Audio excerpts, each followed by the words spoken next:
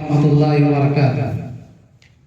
حامدا ومصليا ومسلما أما بعد، فأعوذ بالله من الشيطان الرجيم. بسم الله الرحمن الرحيم. إنما يخشى الله من عباده العلماء إن الله عزيز غفور.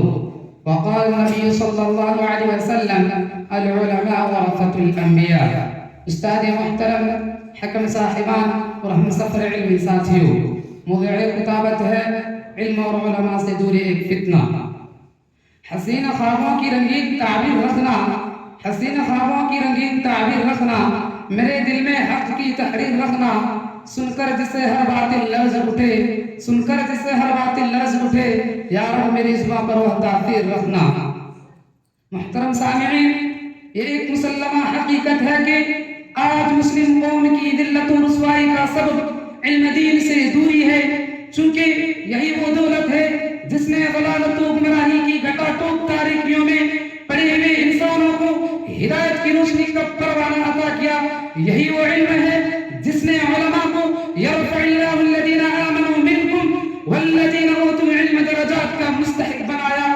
یہی وہ علم ہے جس نے ایک حقیر سے انسان کو خیرکم من تعلم القرآن وعلمہ کہہ کر ساری دنیا کا مقدس انسان بنایا۔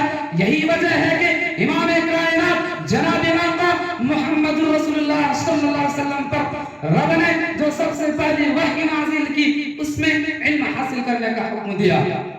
کہا اقرأ بسم ربک الذی خلق، اے نبی پڑھیے اپنے اس رب کے نام سے جس نے پیدا کیا۔ لوگوں، تاریخ شاہد ہے کہ ہر دور میں دشمنان اسلام نے دین اسلام کو مٹانے کی کوشش کی ہے، مگر کائنات کے رب نے کہا وَقُلْ جَاءَ الْحَقُّ وَزَهَقَ الْبَاطِلُ إِنَّ الْبَاطِلَ كَانَ زَهُوقًا کے اتحاد ان دشمنوں کی گھنونے ناپاک سازش کو مٹا کر ساری دنیا میں اسلام کا بول بالا کیا۔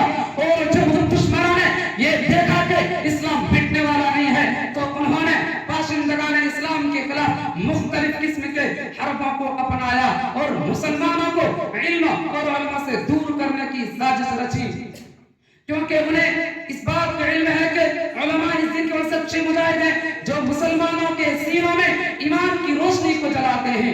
علماء یہ وہ لوگ ہیں جو مشرق سے لے کر مغرب تک، شمال سے لے کر جنوب تک رب کی توحید کے پرچم کو عالمی سطح پر لہراتے ہیں۔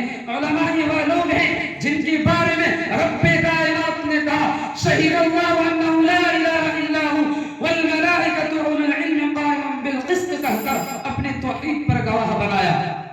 علماء یہ وہ لوگ ہیں جن کے بارے میں رحمت کائنات نے کہا العلماء ورثۃ الانبیاء، کہ یہ علماء انبیاء کے وارث ہیں، اور جب تک مسلمان علماء سے جڑے رہیں گے اس وقت تک دنیا کی کوئی طاقت ان کو اپنے ایمان سے بہکا نہیں سکتی۔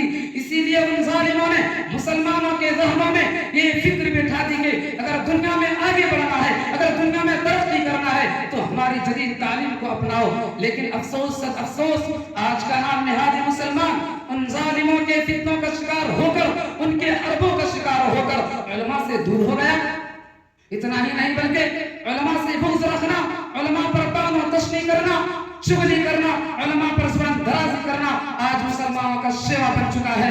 لوگوں یاد رکھو کہ ایسے لوگوں کے بارے میں امام احمد بن حنبل رحمہ اللہ نے کہا تھا لحوم العلماء مسمومۃ، کہ علماء کے گوشت زہریلے ہوتے ہیں، جو اسے سونگنے کی کوشش کرے گا وہ بیمار ہو جائے گا، اور جو اسے کھائے گا وہ موت کے گھاٹ اتر جائے گا۔ آخر میں اللہ رب العالمین سے دعا ہے کہ ہم تمام لوگوں کو علم اور علماء سے جڑنے کی توفیق دے، آمین۔ وآخر دعوانا الحمدللہ رب العالمین، السلام علیکم ورحمۃ اللہ وبرکاتہ۔ وعلیکم السلام ورحمۃ اللہ